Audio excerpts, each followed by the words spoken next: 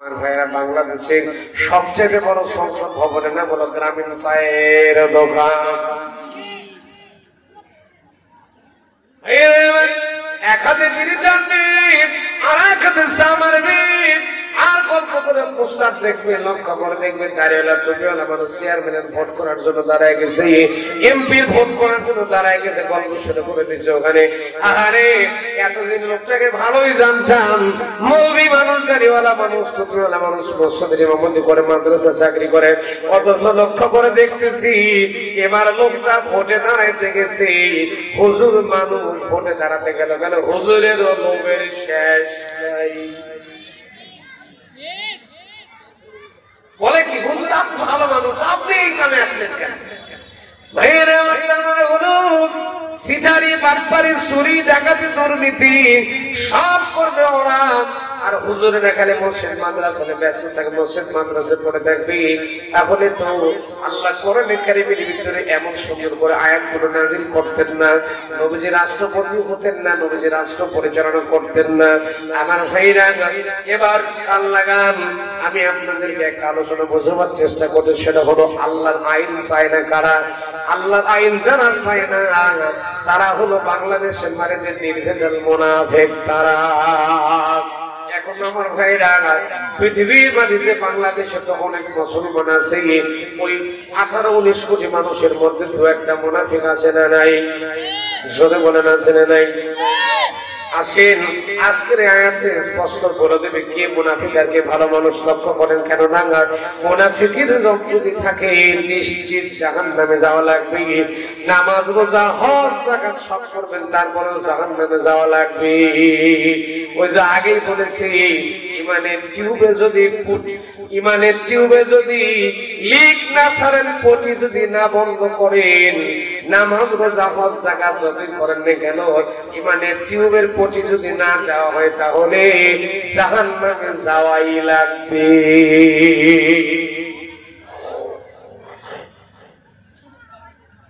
আমার আজকের আয়াত স্পষ্ট বলে দেবে কার মধ্যে মুনাফিক আছে, একটু খেয়াল করেন। কেননা ক্যান্সার হয়ে যদি কোন মানুষ পড়ে যায়, আল্লাহ চাইলে তাকে জান্নাতেও দিতে পারে, জাহান্নামের মধ্যেও দিতে পারে। কিন্তু মুনাফিক হয়ে যদি কোন মানুষ পড়ে যায়, নিশ্চিত জাহান্নামে যাবে, নির্ভেজাল জাহান্নামে যাবে, কোনো সন্দেহ নাই। কেননা আমার আল্লাহ কোরআনে জানাচ্ছেন, ইন্নাল মুনাফিকিনা ফিদ দারকিল আসফালি মিনান নার, আমি কাফেরদেরকে জাহান্নামে দেব, সবাইকে জাহান্নামে দেব, কিন্তু মুনাফিককে দেব কাফেরের চাইতে নিচে।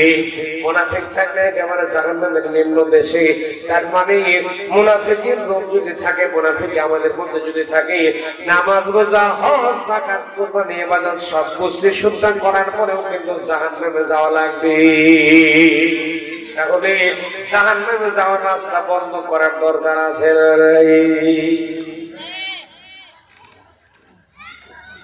সম্মানিত আমি আবার চিল্লাচিল্লি করি না, ওই চিৎকার চেঁচামেচি আমি করতে পারি না। আমি একদম নেট এন্ড ক্লিন বোঝানোর চেষ্টা করি।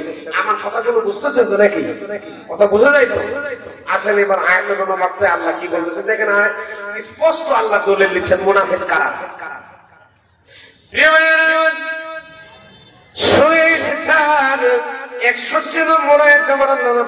সুন্দর করে জানাচ্ছেন দুনিয়ার মানুষকে আমার আল্লাহ রাব্বুল আলামিন জানিয়ে দিলেন, ওয়াইযা কিলা লাহুম তাআলাউ ইলা মা আনজালাল্লাহ।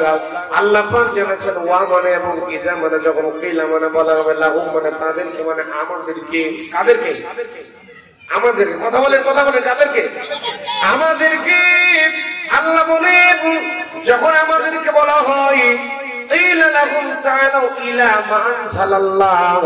আসো আল্লাহর আইনের দিকে, আসো আল্লাহর কোরআনের দিকে, আসো আল্লাহর আইন প্রতিষ্ঠা করার কাজের দিকে আসো। যখন আমাদেরকে আল্লাহর আইনের দিকে ডাকা হবে, ওয়াইলার রাসূল, রাসূলের দলের দিকে যখন ডাক দেওয়া হবে, আল্লাহ পাক জানাচ্ছেন রাআইতাল মুনাফিকিনা ইয়াসুদ্দুনা আনকা সুদুদা। রাআইতা শব্দের মানে দেখা, আল্লাহ নিজে দলিল দিচ্ছেন রাআইতাল মুনাফিকিনা ইয়াসুদ্দুনা আনকা সুদুদা। হ্যাঁ নবী, আপনি দেখবেন যখন আপনি আল্লাহর দ্বীনের কথা বলবেন, আল্লাহর কোরআনের আইন প্রতিষ্ঠা করার কথা বলবেন, আপনার দলের দিকে মানুষকে যখন ডাক দেবেন, আপনি লক্ষ্য করে দেখবেন রাআইতাল মুনাফিকিনা ইয়াসুদ্দুনা আনকা সুদুদা, মুনাফিক যারা হবে এরা আস্তে করে আপনার পাশ থেকে কেটে চলে যাবে। আমার ভাইরা, তার মানে হলো আল্লাহর আইন যারা চায় না, আল্লাহর কোরআন যে রাষ্ট্রচলক, সমাজচলক, দিনচলক, সমাজচলক, সব জায়গাতে আল্লাহর কোরআন বাস্তবায়ন হয়ে যায়। আল্লাহর কোরআনের আইন যারা চায় না, আল্লাহর কোরআনের আইন চায় না যারা নির্ভেজাল মুনাফিক, তারা কথা বোঝা যায়? মানে আল্লাহর কোরআনের আইন আপনাকে চাইতেই হবে। আল্লাহ বলতেছেন, হে নবী, আপনি যখন আল্লাহর কোরআনের আইনের কথা বলবেন, ওরা সব চাইবে। কান লাগান, কথা শুনছেন? আমার মুনাফিকেরা সব চাইবে। নামাজ চাই মুনাফিক, নামাজ চাই, রোজা চাই, হজ চাই, যাকাত চাই। নামাজ, রোজা, হজ, যাকাত সব চাইবে। যখন আপনি বলবেন আসো আসো আল্লাহর দ্বীনের দিকে আসো, আল্লাহর আইন প্রতিষ্ঠা করার কাজ করি, আল্লাহর আইনের দিকে আসো, আল্লাহর কোরআন প্রতিষ্ঠা করার কাজ করি, তখন দেখবি নাচতে করে পাঁচ কেটে চলে যাবে। তার মানে হলো মুনাফিকেরাও নামাজ পড়ে, রোজা করে, হজ করে, যাকাত দেয়, সব কিছু করে, কিন্তু আল্লাহর আইন, কোরআনের আইন বাস্তবায়ন করার কাজ করতেও চাই না। এইরকম পাবলিক বাংলাদেশে আছে না নাই? আমার প্রিয় ভাইরা, এই জন্য গভীর মনোযোগ দিয়ে একটু আলোচনাটা শুনে যান আমার ভাইরা। আল্লাহর কোরআনের আইনকে প্রতিষ্ঠা করার কাজ করা লাগবে। আল্লাহর কোরআন যদি প্রতিষ্ঠিত হয়ে যায়, আল্লাহর কোরআনের আইন যদি বাস্তবায়ন করা যায়, তাহলে এই জমিনটা শান্তিতে পরিণত হয়ে যাবে। যখন সুবহানাল্লাহ। আমি দেখতে পাচ্ছি হুজুর, আল্লাহ আমার একটা বাচ্চা দিয়েছে। ভারতের এমন কোন রাজ্য নাই যে আমি ওয়াজ করতে যাইনি, সব রাজ্যে ভারতের গিয়েছে আল্লাহ রহমতে। সৌদি আরবের কয়েকটা স্টেটে আমি আল্লাহ আমাকে নিয়েছেন। বাহরাইন গেছি, সৌদি গেছি, দুবাই গেছি, কাতার গেছি, কয়েকটা দেশে ভ্রমণ করে দেখছেন। মিডল ইস্ট, গালফ কান্ট্রিগুলো আমি ভ্রমণ করেছি, এটা দেখলাম। সেটা হলো দেখেন কোরআনের আইন কেমন প্রতিষ্ঠিত আছে, একটু লক্ষ্য করেন। আপনারা যারা মক্কা মদিনা গিয়েছেন, লক্ষ্য করে আমি আপনাদেরকে বোঝানোর জন্য বলছি। মদিনা এক একটা সোনার দোকানে এতগুলা করে সোনা থাকে। আমাদের নওগাঁ জেলার সব সোনা যদি এক জায়গায় একত্র করা হয়, মদিনার একটা দোকানের সোনার সমান সোনা কিন্তু হবে না। চিন্তা করো, ওখানে আল্লাহর কোরআন বাস্তবায়ন আছে। আল্লাহু আকবার যখন হয়ে গেল, আযান যখন হয়ে গেল, মালিক, শ্রমিক, কর্মচারী যা আছে সব দৌড়ে চলে যাচ্ছে মসজিদের দিকে, নামাজের দিকে চলে যাচ্ছে। এখন কোটি কোটি টাকার সোনার দোকান খোলা আছে। এখন এই সোনার দোকানের পাহারাদার কে? এই সোনার দোকানের পাহারা দিচ্ছেন কে? সম্মানিত কোটি কোটি টাকার সোনার দোকান পাহারা দেয় আল্লাহ। সোনার দোকান ফেলে দিয়ে চলে গেছে। কোটি কোটি টাকার সোনার দোকানে পাহারা দেওয়া লাগে না, সবাই চলে গেছে মসজিদে নামাজ পড়তে চলে গেছে। কোটি কোটি টাকার সোনার দোকান পড়ে আছে, কেউ সোনাতে হাত দেবে না, টাকায়ও দেখবে না। অথচ আমরা বাংলাদেশে মসজিদের মধ্যে যখন ঢুকি, নতুন চকচকে জুতা রেখে মসজিদের মধ্যে ঢুকে দেখি বাইরে আর জুতাই নাই।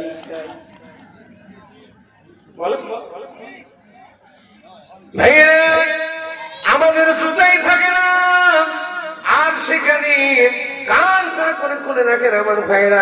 সেখানে কোটি কোটি টাকার সোনা একটাও চুরি হয় না।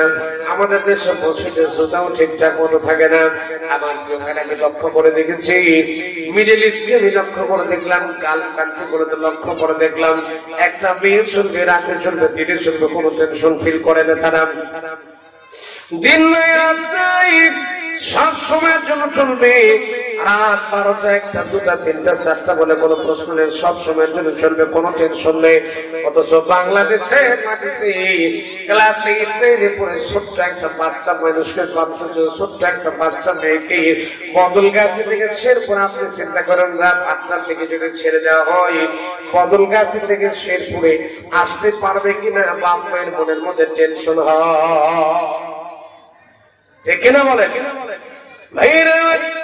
এই জন্য করি আল্লাহর কোরআনের আইন প্রতিষ্ঠা করা লাগবে, আল্লাহর কোরআনের আইন প্রতিষ্ঠা করার কাজ করা লাগবে, আল্লাহর কোরআনকে জমিনের মধ্যে প্রতিষ্ঠিত করার কাজ করার জন্য এগিয়ে আসা লাগবে। কেননা আল্লাহর কোরআন যদি প্রতিষ্ঠা করার কাজ না করেন তাহলে আপনার মধ্যে মুনাফিকের রোগ থাকবে। আমার ভাইরা কান খোলেন, হযরত ওমর রাদিয়াল্লাহু তাআলার নাম আপনারা শুনেছেন, শুনেননি? তিনি তো খুব নরম সরব মানুষ ছিলেন, নরম মানুষ, গরম মানুষ ছিলেন। দেখেন কত বড় সাহাবী ছিলেন, তারপরেও হযরত ওমর রাদিয়াল্লাহু তাআলা টেনশন ফিল করতেন যে আমি ওমরের মধ্যে মুনাফিকের কোন রোগ আছে নাকি। হযরত ওমর রাদিয়াল্লাহু তাআলা আনহু চিন্তা করছেন যে তার মধ্যে মুনাফিকের কোন রোগ আছে নাকি। আল্লাহর নবীর বিদায়ের পরে হযরত হুযায়ফা নামক একজন সাহাবীর কাছে আল্লাহর নবী 40 জন মুনাফিকের একটা লিস্ট, একটা তালিকা দিয়েছিলেন। এই 40 জন মুনাফিকের ভিতরে হযরত ওমরের নামটা আছে নাকি, এই জিনিসটা জাস্টিফাই করার জন্য হযরত ওমর রাদিয়াল্লাহু তাআলা হুযায়ফা রাদিয়াল্লাহু তাআলার কাছে গিয়ে বলছেন, ভাই হুযায়ফা রে, তোমার কাছে তো 40 জন মুনাফিকের একটা লিস্ট নবীজি দিয়েছিলেন, এই 40 জন মুনাফিকের তালিকা একটু খুঁজে খুঁজে দেখো তো আমি ওমরের নামটা ওই তালিকার মধ্যে আছে নাকি। চিন্তা করেছেন, সেই মানুষ দুনিয়াতে জান্নাতের টিকিট প্রাপ্ত সাহাবী, অথচ সেই মানুষটা টেনশন ফিল করছেন যে তার মধ্যে মুনাফিকের কোন রোগ আছে নাকি। আর আপনি আমি কত বড় কি হয়ে গেছি। কেননা প্রিয় ভাইরা আমার, মুনাফিকের রোগ যদি আপনার মধ্যে থাকে আপনার জন্য জান্নাতটা হারাম করে দেবেন তিনি কে? সিল্লাইকন কে? মুনাফিকের কোন রোগ আমাদের মধ্যে থাকা যাবে না। আমার প্রিয় ভাইরা, এখন আপনার আমার মধ্যে মুনাফিকের রোগ আছে কিনা একটু লক্ষ্য করেন। ভাইরা, মুনাফিকেরা সব চাই, নামাজ চাই, রোজা চাই, হজ চাই, যাকাত চাই, ইসলামের সবগুলো বিধান চাই, সব ঠিকঠাক মতো চাই, কিন্তু মুনাফিকেরা আল্লাহর আইন, কোরআনের আইন চায় না। কেননা কোরআনের আইন যদি বাস্তবায়ন হয়ে যায় তাহলে দেশের টাকা চুরি করে, লুটপাট করে বিদেশে পাচার করে নেওয়া যাবে না। এই জন্য মুনাফিকেরা আল্লাহর আইন চায় না, কোরআনের আইন প্রতিষ্ঠা করতে চায় না। সবচেয়ে লক্ষ্য করে দেখবেন যারা আমলা, বিশেষ করে আমলা, এরাই কোরআনের আইন প্রতিষ্ঠা করতে দিতে চায় না। কেননা এরা কলমের খোঁচা দেয়, দেশের কোটি কোটি টাকা লুটপাট করে বিদেশে পাচার করে দেয়। কোরআনের আইন যদি প্রতিষ্ঠা হয় এই টাকাগুলো তারা চুরি করতে পারবে না। কেননা চুরি করলে হাত কি করবে, চুরি করলে হাত কাটা করবে। এই জন্য সিটার পাঁচবারে সোরেরা আল্লাহর কোরআনের আইন প্রতিষ্ঠা করতে চায় না। আমার প্রিয় ভাইয়েরা লক্ষ্য করেন, আল্লাহর কোরআনের আইন প্রতিষ্ঠা করার কাজ যদি আপনি না করেন, আল্লাহকে আপনি বোকা বানানোর চেষ্টা করছেন। আল্লাহ রাব্বুল আলামিন কোরআনে সত্য করে জানাচ্ছেন, ومن الناس من يقول آمنا بالله وباليوم الآخر وما هم بمؤمنين يخادعون الله والذين آمنوا وما يخدعون إلا أنفسهم وما يشعرون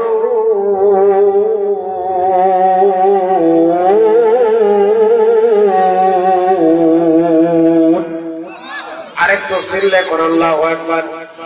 আমার সবচেয়ে শিক্ষিত মানুষ যারা, সে যত বেশি শিক্ষিত হয় আল্লাহর আইনকে তত বেশি অবজ্ঞা করে, তত বেশি অবজ্ঞা করতে থাকে। আল্লাহর আইন সে তত প্রতিষ্ঠা করতে বাধা দেওয়ার চেষ্টা করে। কেননা আল্লাহর আইন যদি জমিনে প্রতিষ্ঠিত হয়ে যায়, চুরি করে, কলমের খোঁচা দেয়া, দেশের টাকা চুরি করে, লুটপাট করে, সিটারি মাতবাড়ি করে খাওয়া যাবে। কেননা চুরি করলে হাত কি করবে, চুরি করলে হাত কেটে ফেলে হবে, চুরি করলে কিচ্ছু শুনবে না। আল্লাহর আইন হলো চুরি করলে হাত কেটে নাও, চুরি করলে হাত কেটে নাও হবে। আমার প্রিয় ভাইরা লক্ষ্য করে ছোট্ট একটা এক্সাম্পল দিই, তাহলে আপনারা বুঝতে পারবেন। মনে করেন আপনি শেরপুরের মানুষ জমি রেজিস্ট্রি করার জন্য গেলেন, সাব রেজিস্ট্রি অফিসে চলে গেলেন, সেখানে জমি জমা রেজিস্ট্রি করার জন্য গেলেন। ভেন্ডার খরচ দিলেন 20,000, স্ট্যাম্প খরচ দিলেন 20,000। এখন ভেন্ডারের মুহুরিদের আজান তারা বলে টেবিল খরচ দেওয়া লাগবে 20,000। কথা বলেন না। স্ট্যাম্প খরচ 20,000, মুহুরির ভেন্ডার খরচ 20,000, টেবিল খরচ 20,000, মানে টেবিলও খরচ আছে। এখন টেবিলওয়ালা যিনি আছেন তিনি তো কলমের খোসা দিয়ে মারবেন। এখন ওখানে যদি কোরআনের আইন প্রতিষ্ঠা হয়, ওই টেবিলওয়ালা কলমের খোসা দিয়ে কি 20,000 দিতে পারবে? টেবিলওয়ালা যখন 20,000 টাকা নেয়, যখন মসজিদে নামাজের মধ্যে দাঁড়ায় গেছে, টেবিলওয়ালা 20,000 টাকা গরম টাকা পকেটের মধ্যে আছে। এখন মসজিদে নামাজ পড়তে গেছে, জোহরে নামাজ পড়তে গেছে, নামাজের মধ্যে দাঁড়ায় সূরা ফাতিহা যখন পড়া হচ্ছে, আল্লাহকে বলতেছে ইয়্যাকা না'বুদু ওয়া ইয়্যাকা নাস্তাঈন, আল্লাহ আমি তোমারই গোলাম, তোমারই বান্দা, তোমারই দাসত্ব করে তোমারই বান্দা করি। আমার আল্লাহ তোমার বান্দাকে ডাক দেয়, বলতে আমার বান্দালে তুই হলো বিশ্ব সিটার। কেন কেন আমার আইনকে বন্ধ করেছিস, আমার বিধানকে বন্ধ করেছিস? আমার আরেকটা বান্দার উপরে জুলুম করেছিস, অত্যাচার করে তার কাছ থেকে জোর করে 20,000 টাকা ঘুষের টাকা এখনো পকেটের মধ্যে আছে। ওই ঘুষের টাকা পকেটের মধ্যে নিয়ে এসে আমাকে বলতে যে আমি তোমার গোলামি করি, তোর দাসত্ব করি, তোমার ইবাদত করি, তোমার মতো সিটার বান্দা আমার দরকার। আমার প্রিয় ভাইয়েরা, এই জন্য করে মুনাফিকের কোন রোগ আমাদের মধ্যে থাকা যাবে না আমার ভাইয়েরা। কেননা কোরআনের নেট এন্ড ক্লিন আইন হলো চুরি করলে হাত কেটে দেওয়া হবে। তাহলে যদি বদলগাছিতে একটা গরু চুর ধরা পড়ে, আর সেখানে যদি আল্লাহর কোরআনের আইন বাস্তবায়ন করে হাত প্রকাশ্যে যদি হাতটা কেটে দেওয়া হয়, আর 10টা গরু চুর অটোমেটিক ভালো হয়ে যাবে।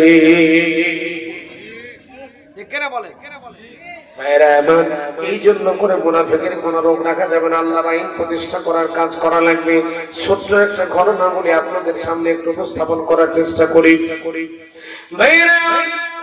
আল্লাহর কোরআন দল দেখে না, জাতি দেখে না, বর্ণ দেখে না, ধর্ম দেখে না, কালো দেখে না, সাদা দেখে না, ফর্সাও দেখে না। আল্লাহ কোরআন দেখে যেটা নেট এন্ড ক্লিন, যেটা পরিষ্কার, যেটা সব, সেই জিনিসটা আল্লাহর কোরআন আপনাকে দেখবে।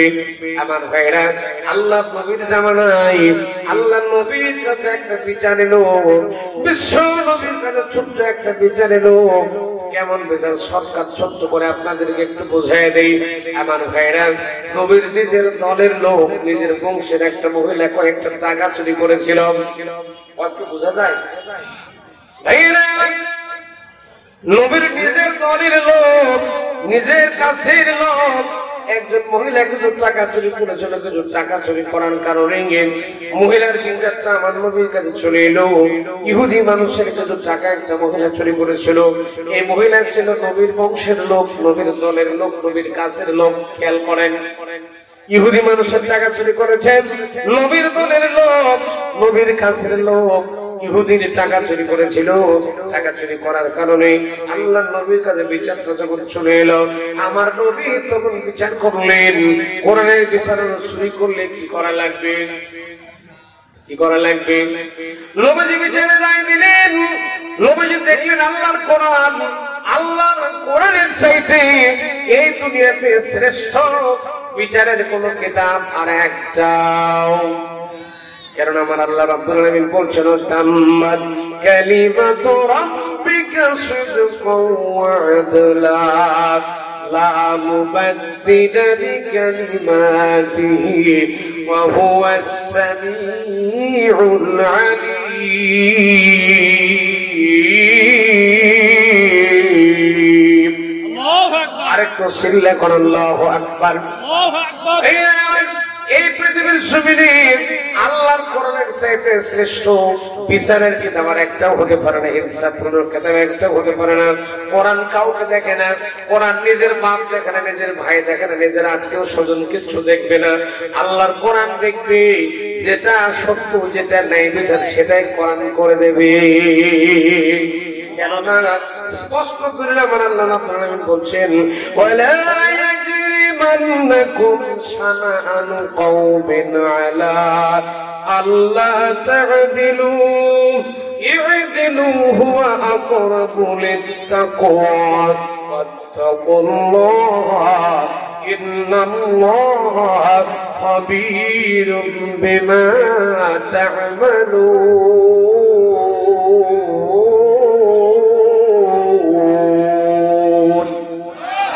আরেকটু জোরে কোন আল্লাহু আকবার। ফজরের ক্ষণ গেল পরনি নামাজ, জোহরে ডুবেছিলে নিয়ে শত কাজ। ফজরের ক্ষণ গেল পরনি নামাজ, জোহরে ডুবেছিলে নিয়ে শত কাজ।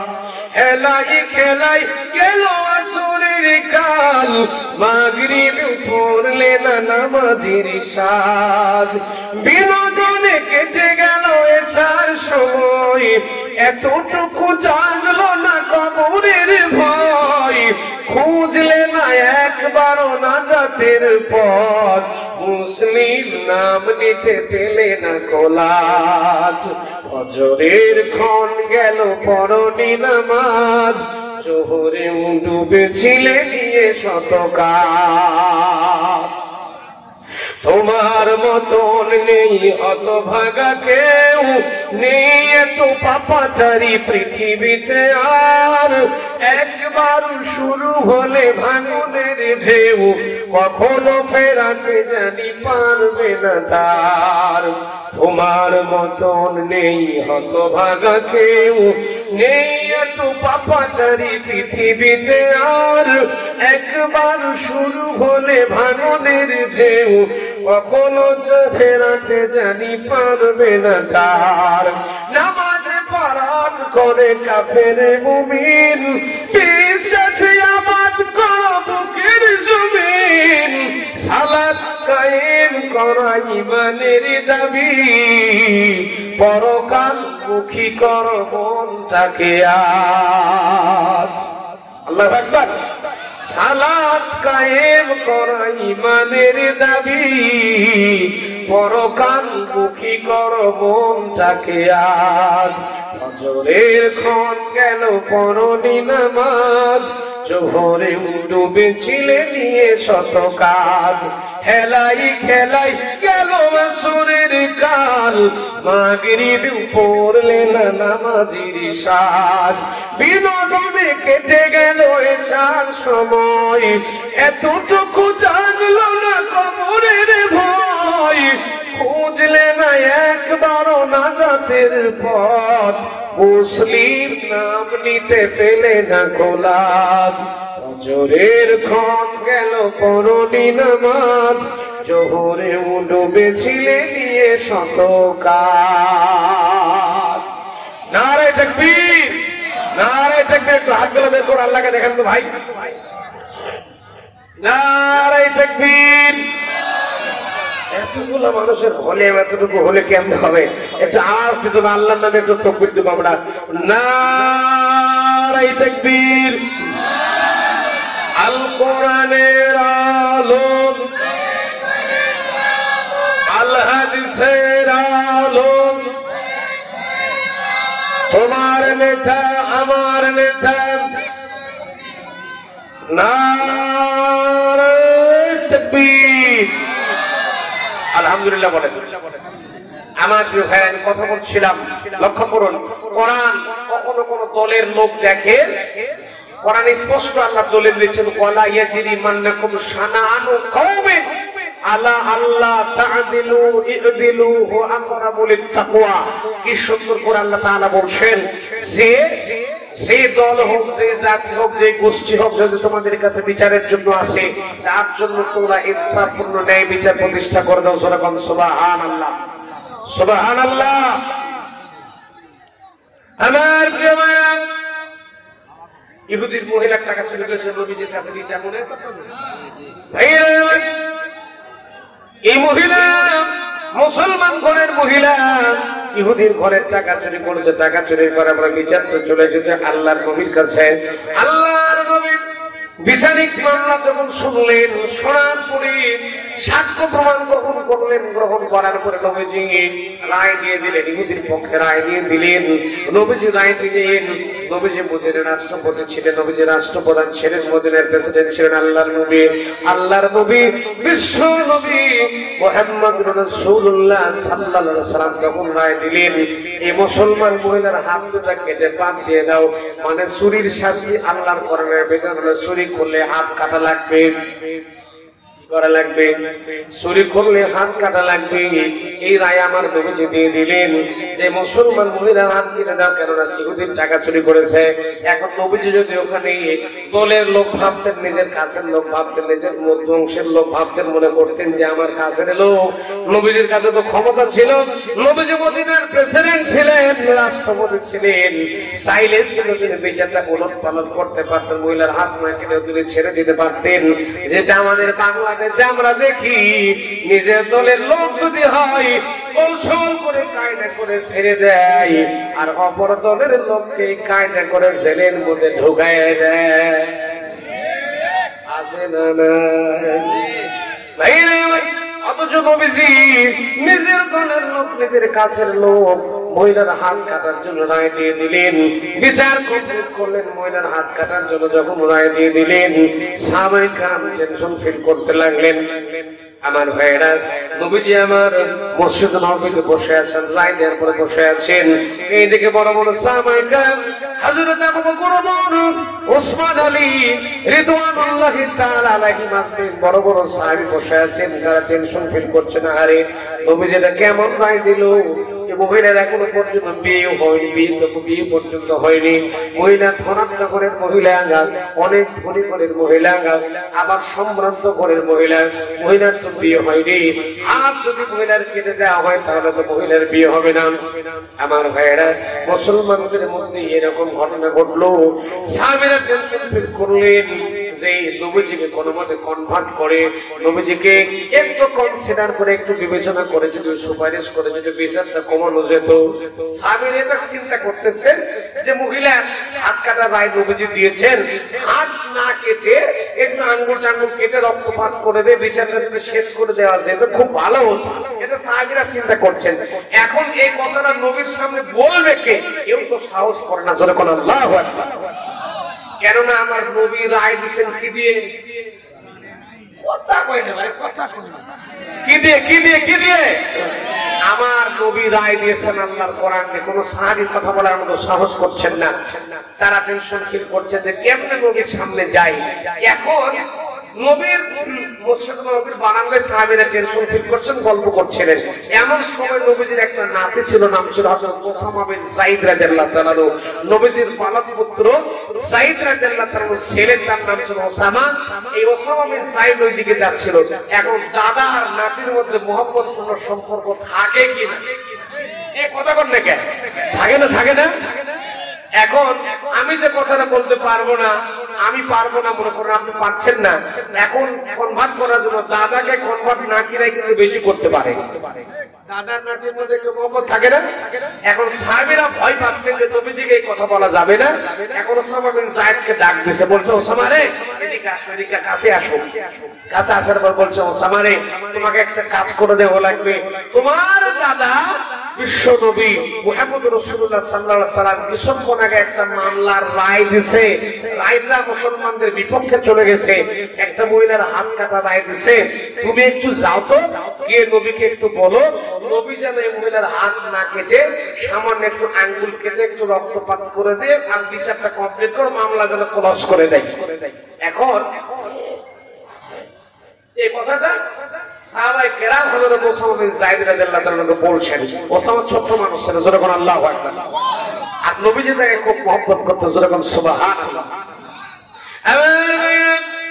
হযরত ওসামা বিন যায়েদ রাদিয়াল্লাহু তাআলা যখন নবীর কাছে গেলেন, আমার নবী মসজিদ নববীর বারান্দায় মসজিদ নববীতে বসেছিলেন। হযরত ওসামা বিন যায়েদ রাদিয়াল্লাহু তাআলা আস্তে করে যখন ভিতরে ঢুকতে লাগলেন, ওসামা বিন যায়েদ রাদিয়াল্লাহু তাআলা আস্তে করে ভিতরে যখন গেলেন, মুস্কে একটু হাসি দিলেন। হযরত ওসামা যখন হাসি দিলেন, নবীও হাসি দিলেন। এবার সালাম কালাম কমপ্লিট হয়ে গেল। আমার প্রিয় ভাইরা, নবীজি হাসি মুখে সবসময়ের জন্য কথা বলতেন। আমার ভাইয়েরা, ইসলামের একটা শিষ্টাচারিতা হলো আপনি যখনই কোনো মানুষের সঙ্গে কথা বলবেন একটু মুচকে ঠোঁটে একটু নাড়াতে একটু হাসি মুখে কথা বলবেন। বিশ্ব নবী বলেন কোন মানুষ যদি মুচকে ঠোঁটে মুচকে একটু হাসিতে কারোর সঙ্গে কথা বলে আমার আল্লাহ রাব্বুল আলামিন ওই মানুষটার আমলনামায় সাদকার মতো সওয়াব আল্লাহ লিখে দেয়। আর আমরা তো মানুষের সাথে ভালো করে হাসিতে কথা বলতে চাই না, টাকার ফুটানিতে ধনী মানুষ যদি হয়, বড় লোক যদি হয়, টাকার ফুটানিতে এমন ভাব করে থাকে যে আমি কি হাসবো, আমি কি করে সালাম দিব। বলেন বলেন, ফুটানি আছে না? ফুটানি আছে না? টাকার অহংকারের চিন্তা করে আমি কি হাসবো, আমি কি সালাম দিব, আমি এত বড় লোক, আমি সালাম দিব, তোকে তুই আগে দে। আছে না নাই? আর আমার নবীজি সব সময়ের জন্য মানুষকে আগে সালাম দিতেন, মুচকি হাসি দিতেন। সুবহানাল্লাহ। শুধু তা নয়, ছোট্ট বাচ্চাকে দেখলেও আমার নবীজি কাছে বুকে জড়িয়ে নিতেন। সুবহানাল্লাহ। বিহামদিহি। কি আদর্শবান নবী পেয়েছেন। সুবহানাল্লাহ। আমার ভাইরা, তিনি সাহাবীদের সাথেও একটু কিউরিসিটি করতেন। তার নবী জামাইয়ের নাম হযরত আলী রাদিয়াল্লাহু তাআলা। সুবহানাল্লাহ। ছোট্ট একটা আলোচনা করে আমি আমার এই আলোচনাটা ফিরে আসতেছি। নবী মসজিদে নববীতে বসে আছেন। মক্কা মদিনা আপনারা যারা গেছেন দেখবেন খেজুরের আবাদ একটু বেশি হয় না? নবীর জামানায় ছিল। একজন লোক একটা পটলা খেজুর দিয়ে গেছে মসজিদে নববীতে। নবীজি সাহাবায়ে কেরামদেরকে বসেছেন খেজুর খাওয়ার জন্য, সবাই খেজুর দিয়েছেন নবীজি। নবীও খাচ্ছেন। নবীর ডান পাশে হযরত আলী রাদিয়াল্লাহু তাআলা, নবীর জামাই। সুবহানাল্লাহ বলেন। দেখেন কেমন শ্বশুর আর কেমন জামাই। আবু বকর, ওমর, ওসমান সবাই খেজুর খাচ্ছে। আব্দুর রহমান ইবনে আউফ, হাসান বিন আবু ওয়াক্কাস সবাই খাচ্ছেন। হযরত আলী রাদিয়াল্লাহু তাআলা খেজুর খাচ্ছেন। নবী খেজুর খায়, খেজুরের বিচিগুলো মুখ থেকে টেনে টেনে হযরত আলীর পাতের সামনে বোঝাই করে। সুবহানাল্লাহ। সাহাবীরা দেখলেন ঘটনা কি? নবীর খেজুর খায় বিচি আলীর পাতের সামনে, ঘটনা কি? এখন খেজুর খাওয়া যখন কমপ্লিট হয়ে গেছে, আমার নবীজি সাহাবায়ে কেরামদের উদ্দেশ্য করে ডাকতে বলছে, ও সাহাবীরা তোমরা কি জানো আমার আলী আজকে এমন খাওয়া খাইছে, সব খেজুরের বিচি খালি আলীর পাতের সামনে। সুবহানাল্লাহ। কালকে সকালে আমার ভাইরা, এখন হযরত আলী রাদিয়াল্লাহু তাআলা তো খুব বুদ্ধিজীবী ছিলেন না, তিনিও তো বুদ্ধিমান মানুষ ছিলেন। তিনি বুদ্ধি করে জবাব দিলেন, ও আমার ভাইরা, এখানে এমনও আল্লাহর বান্দা আছে যিনি খেজুরও খায় বিচিও খায়। আরে নবীর পাতের সামনে কোন বিচি? সুবহানাল্লাহ। কি জামাই আর কি শ্বশুর! আল্লাহু আকবার, আল্লাহু আকবার। আমার প্রিয় ভাইরা, কষ্ট ছিল তো আপনাদের? আমার প্রিয় উপস্থিতি, এবার যখন হযরত ওসামা বিন যায়েদ রাদিয়াল্লাহু তাআলা আনহু নবীজিকে মুচকি হাসি দিলেন, কথা বললেন, নবীজি এবার বলছেন, ওসামা রে, কি মতলব এসেছো? যে মুচকি হাসতে যে কোনো মতলব তো আছে। আমার ভাইরা, সম্মানিত ভাইরা, হযরত ওসামা বিন যায়েদ রাদিয়াল্লাহু তাআলা আনহু বিশ্ব নবীকে ডাকতে বললেন, ইয়া রাসূলুল্লাহ, ইয়া হাবিবাল্লাহ, আল্লাহর নবী, আপনি কিছুক্ষণ আগে একটা বিচারের মামলার একটা রায় দিয়েছেন। একজন মহিলার হাত কাটার জন্য আপনি রায় লিখে দিয়েছেন। ইয়া রাসূলুল্লাহ, হে আল্লাহর নবী, মহিলার হাত কাটার জন্য রায় দিয়েছেন। মহিলা তো মুসলমান ঘরের মহিলা, ধনী ঘরের মহিলা, সম্ভ্রান্ত ঘরের মহিলা। আপনি যদি মহিলার হাতটা না কেটে দিয়ে, সামান্য কিছু একটু আঙ্গুল কেটে দিয়ে, সামান্য একটু রক্তপাত করে কমপ্লিট করে যদি বিচারটা ক্লোজ করে দিতেন, মামলা যদি ডিসমিস করে ক্লোজ করে দিতেন, তাহলে খুব ভালো হয়ে যেত। আমার নবীজি চোখের পানি ফেলতে লাগলেন। নবীজির চোখ দিয়ে টিপ টিপ করে পানি পড়া শুরু হয়ে গেল, দাড়িগুলো ভেসতেছেন। নবীজি দেখতে বললেন, ওসামা রে, আমার সামনে তোমাকে কে পাঠায় দিছে তুমি একটু বলো। হযরত ওসামা বিন যায়েদ রাদিয়াল্লাহু তাআলা ডাকতে বললেন, ইয়া রাসূলুল্লাহ, হে আল্লাহর নবী, আমাকে পাঠিয়ে দিয়েছেন আপনার সাহাবায়ে কেরাম এই বিচারটা একটু সংশোধন করার জন্য পাঠিয়ে দিয়েছে। আপনার সাহাবীরা আপনার সঙ্গে কথা বলার মতো সাহস করছে না, আপনার সাহাবীরা আপনার সঙ্গে কথা বলার মতো সাহস পাচ্ছে না। এই জন্য করে আমার ভাইরা, নবীর সাথে প্রিয় বন্ধু, প্রিয় ভালো মানুষকে দুনিয়াতে আর আছে নাকি? কি বন্ধু! আল্লাহু আকবার, জোরে করে সুবহানাল্লাহ। সে কোন বন্ধু বলো বেশি বিশ্বস্ত, কার কাছে মন খুলে দেয়া যায়, কার কাছে সব কথা বলা যায়, হওয়া যায় বেশি আশ্বস্ত। সে কোন বন্ধু বলো বেশি বিশ্বস্ত, তার নাম আহমদ বড় বিশ্বস্ত। যেজন কখনো ব্যথা দিতে জানে না, যেজনকে বলি মুছে দেয় বেদনা, যেজন কখনো ব্যথা দিতে জানে না, যেজনকে বলি মুছে দেয় বেদনা, হৃদয়ের হাহাকার আপন করে নিতে আর কার বুকে তো প্রশস্ত, তার নাম আহমদ বড় বিশ্বস্ত।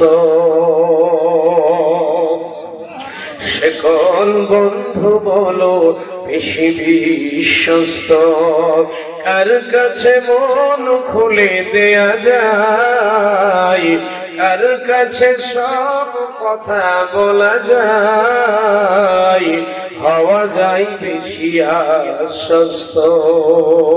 সে কোন বন্ধু বলো বেশি বিশ্বস্ত, তার নাম আহমদ বড় বিশ্বস্ত। সে কোন বন্ধু বলো বেশি বিশ্বস্ত, কার কাছে মন খুলে দেয়া যায়, কার কাছে সব কথা বলা যায়, হওয়া যায় বেশি আশ্বস্ত, তার নাম আহমদ বড় বিশ্বস্ত। কষ্ট হচ্ছে আপনাদের ভাইরা?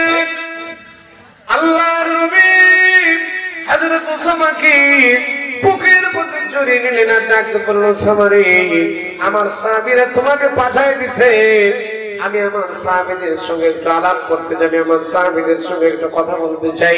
বিশ্ব নবী ডাক দিলেন, সাহাবায়ে কেরামদের ডাকতে বলেন, সাহাবীরা রে, তোমরা এই যে মহিলার রায় দিয়েছি, মহিলা চুরি করেছে, টাকা চুরি করেছে, এই টাকা চুরি করার জন্য আমি নবী মহিলার জন্য রায় দিয়েছি, টাকা চুরি করেছে এই জন্য করি, এই মহিলা রায় দিয়েছি, হাত কাটার জন্য আমি নবী রায় দিয়েছি, অথচ তোমরা নতুন করে বিচারটা শুরু করার জন্য বলেছ।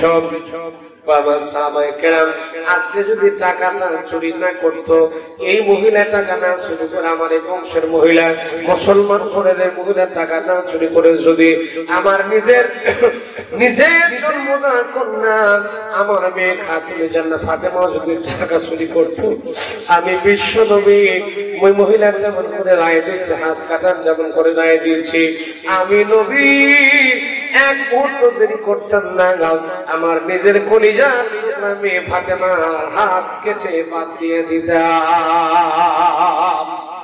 এটাই হলো কোরআনের রায়। কেননা আল্লাহ কোরআনের কারিমে স্পষ্ট দলিল দিচ্ছেন, ওয়ালা ইয়াজরিমান্নাকুম শানাআনু কওমিন আলা আল্লাহ তা'দিলু ই'দিলু হুয়া আকরাবু লিত-তাকওয়া واتقوا الله إن الله خبير بما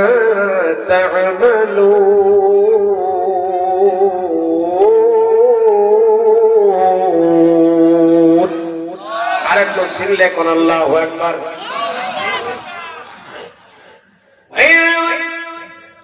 আমি আপনাদেরকে একটা বিষয় বোঝাবার চেষ্টা করছিলাম ভাইরা, মুনাফিকের লোক যেন আপনার মধ্যে না থাকে। কেন না, মুনাফিকের লোক থাকলে নামাজ, রোজা, হজ, যাকাত সব কিছু করেও কিন্তু জাহান্নামে যাওয়া লাগবে। ভাইরা আমার, একটা ঘটনা বলি যে আমাকে 10 মিনিটের মধ্যে শেষ করা লাগবে। কষ্ট হচ্ছে না তোমাদের?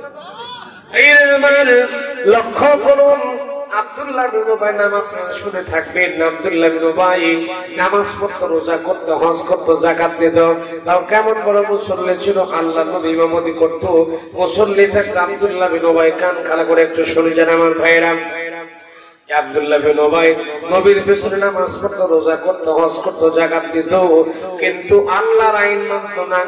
নবীজি রাজনৈতিক নেতা ছিলেন, নবীজি আল্লাহর আইন প্রতিষ্ঠা করার জন্য নেতৃত্ব দিতেন। এই জিনিসটা আব্দুল্লাহ বিন উবাই মানতো না। ওর নেতা ছিল আবু জেহেল। এখন আব্দুল্লাহ বিন উবাই মরে গেছে, মরার পর আল্লাহ কি তাকে জান্নাত দিয়েছে?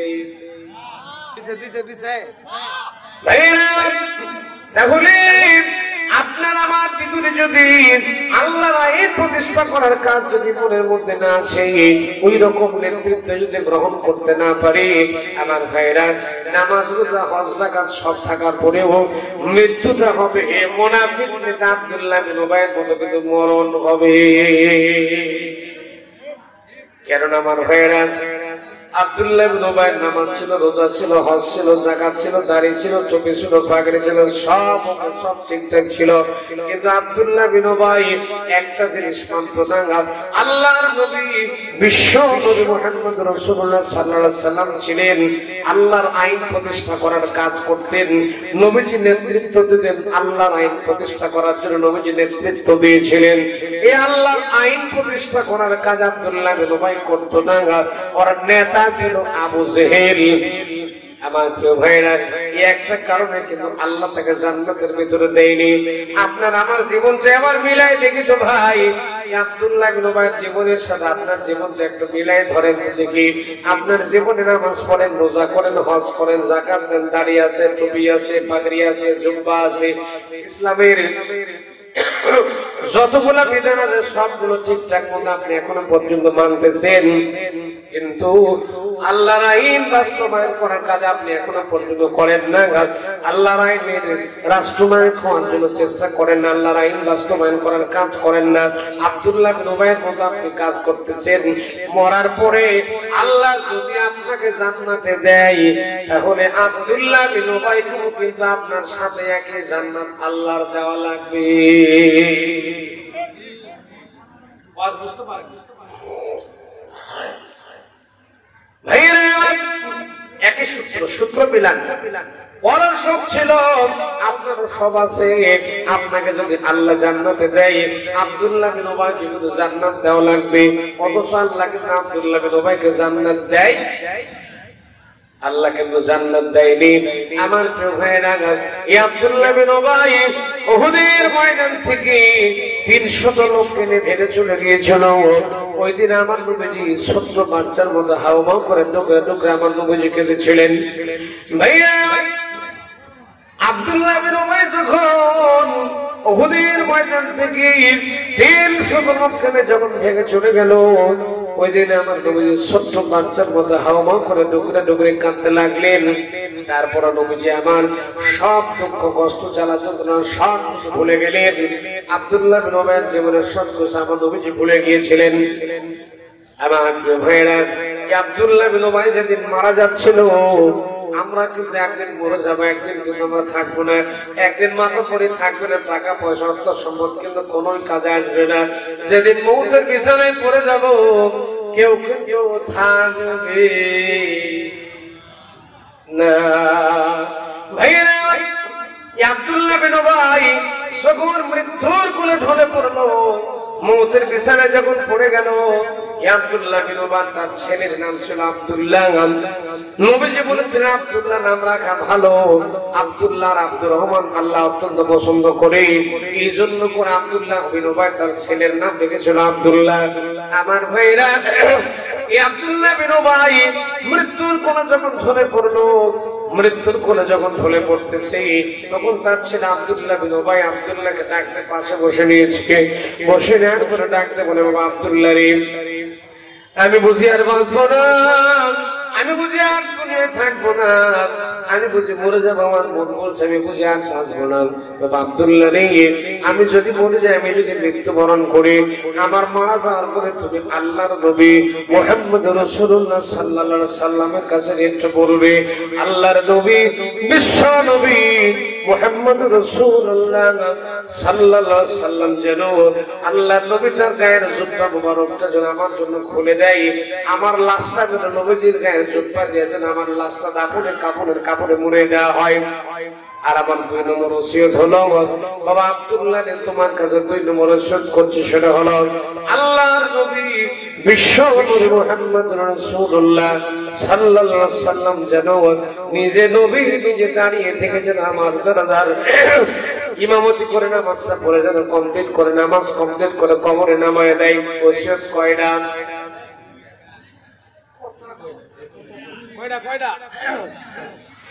ভাইরা আব্দুল্লাহ বিন উবাই 2টা ওসিয়ত করলো।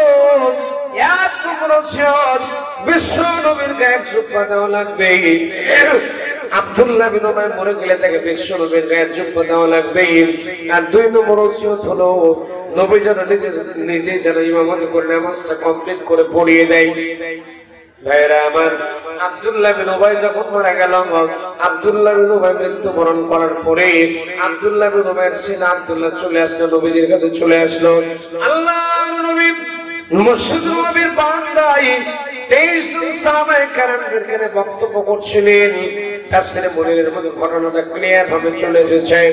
আমার ভাইরা আব্দুল্লাহ বিন উবাইয়ের ছেলে আব্দুল্লাহ সেই নবীজিকে সালাম পেশ করলেন। সালাম দেওয়ার পর ডাকতে বলছেন, ইয়া রাসূলুল্লাহ, ওগো আল্লাহর নবী, আমার বাবা আব্দুল্লাহ বিন উবাই মারা গেছে। হে রাসূল, আমার বাবা আব্দুল্লাহ বিন উবাই 2টা ওসিয়ত করেছিল।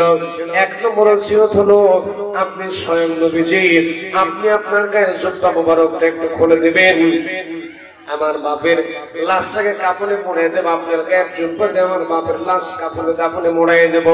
আর 2 নম্বর ওসিয়ত হলো আপনি স্বয়ং নবীজি নিজে দাঁড়িয়ে থেকে নিজে ইমামতি করে জানাজার নামাজের ইমামতি করে আমার বাপের জানাজার নামাজটা কমপ্লিট করে পড়িয়ে দেবেন। পড়তেছেন সব বলা যেটা কণ্ঠ ছেড়ে দিয়ে পড়েন না, আল্লাহুম্মা সাল্লি আলা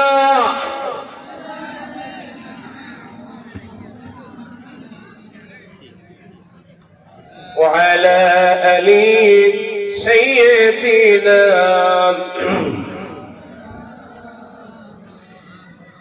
দুঃখের আধার শেষে আলোর প্রভাত হাসে, হতাশার কালো মেঘে যায় গো ভেসে, হতাশার কালো মেঘে যায় গো ভেসে। কোরআনের পাতায় পাতায় দেখো ইমানের পথ ঢাকা ব্যথার কাঁটায়, ভেঙে পড়ো না কবু হতাশ হয়ে, জ্বলে পড়ে খাঁটি সোনা হও বসেছে, জ্বলে পড়ে খাঁটি সোনা হও বসেছে। দুঃখের আধার শেষে আলোর প্রভাত হাসে, হতাশার কালো মেঘে যাই গো ভেসে। লিল্লাহে তাকবীর, লিল্লাহে তাকবীর। আমার প্রিয় ভাইরা, যেহেতু আলোচকরা চলে এসেছেন, ভাই চলে এসেছেন, আর আলোচনা বাড়ানো ঠিক হবে না। আব্দুল্লাহ বিন উবাইয়ের ছেলে এসে নবীজিকে বলছেন, হে রাসূল, আমার বাবা আব্দুল্লাহ বিন উবাই মারা গেছে, আমার বাপের ওসিয়ত ছিল কয়টা? ভুলে গেলে তো হবে না, কয়টা? আমার বাপের ওসিয়ত ছিল 2টা। 1 নম্বর ওসিয়ত আপনার গায়ে জুব্বা দেওয়া লাগবে, আমার বাপের লাশটা মোড়ায় দেব। আর 2 নম্বর ওসিয়ত হলো আপনি স্বয়ং নবীজি আমার বাপের জানাজার নামাজের ইমামতি করে নামাজ পড়ায় দেবেন। আমার ভাইরা, হযরত ওমর রাদিয়াল্লাহু তাআলা অত্যন্ত বিচক্ষণ একজন মানুষ ছিলেন। সুবহানাল্লাহ বলেন। ভাইরা, নবীজি জীবনের সব জ্বালা-যন্ত্রণা, সব দুঃখ কষ্ট ভুলে গেলেন। আব্দুল্লাহ বিন উবাই নবীকে কষ্ট দিয়েছিলেন উহুদের ময়দানে, উহুদের ময়দানের কথা নবী ভুলে গেলেন। সব দুঃখ কষ্ট ভুলে যাওয়ার সঙ্গে সঙ্গে নবীজি জামাত বলতে লাগলেন। আব্দুল্লাহ বিন উবাইকে নবীজি নিজের জুব্বা দাঁড় খুলতে লাগলেন। এমন সময় পেছন দিক থেকে হযরত ওমর রাদিয়াল্লাহু তাআলা জামাটা টেনে ধরলেন, জামা টান দিলেন, ডাকতে বললেন, ইয়া রাসূলুল্লাহ, হে আল্লাহর নবী, এই লোকটার জন্য আপনি জামা দেবেন না। এই লোকটা যদি ছিল মুসলমান, যদি আপনার পেছনে নামাজ পড়তো, রোজা করতো, হজ করতো, যাকাত দিত, সব কিছু করতো, কিন্তু লোকটা ছিল নির্ভেজাল মুনাফিক। কি ছিল? এই লোকটা নির্ভেজাল মুনাফিক ছিল। হে নবী, এই মানুষটার জন্য আপনি আপনার গায়ের জুব্বা দেবেন না, আপনি আপনার গায়ের জামা দেবেন না। বিশ্ব নবী তাকে বললেন, ওমর রে, তুমি বলতেছো, তুমি নিষেধ করছো, তুমি বারণ করছো, কিন্তু আমার মালিক আল্লাহ রাব্বুল আলামিন আমাকে এখনো নিষেধ করে নাই, এখনো বারণ করে নাই। জামা ছেড়ে আমার জুব্বা ছেড়ে আমি আব্দুল্লাহ বিন উবাইকে জুব্বা দেওয়ার জন্য রেডি হয়ে গেলাম। ভাইরা, নবীজি আমার গায়ের জুব্বা খুললেন। জুব্বা খোলার পর আব্দুল্লাহ বিন উবাইয়ের জন্য আব্দুল্লাহ বিন উবাইয়ের ছেলের হাতের মধ্যে দিলেন। আব্দুল্লাহ বিন উবাইয়ের ছেলের জুব্বা নিয়ে চলে গেল। যাওয়ার পর আব্দুল্লাহ বিন উবাইয়ের লাশের মধ্যে পরে দেওয়া হলো। কাপড়ের কাপড় না দিয়া নবীজির যুদ্ধ মোবারক আব্দুল্লাহ বিন উবাইয়ের লাশটা মরিয়ে দেওয়া হলো।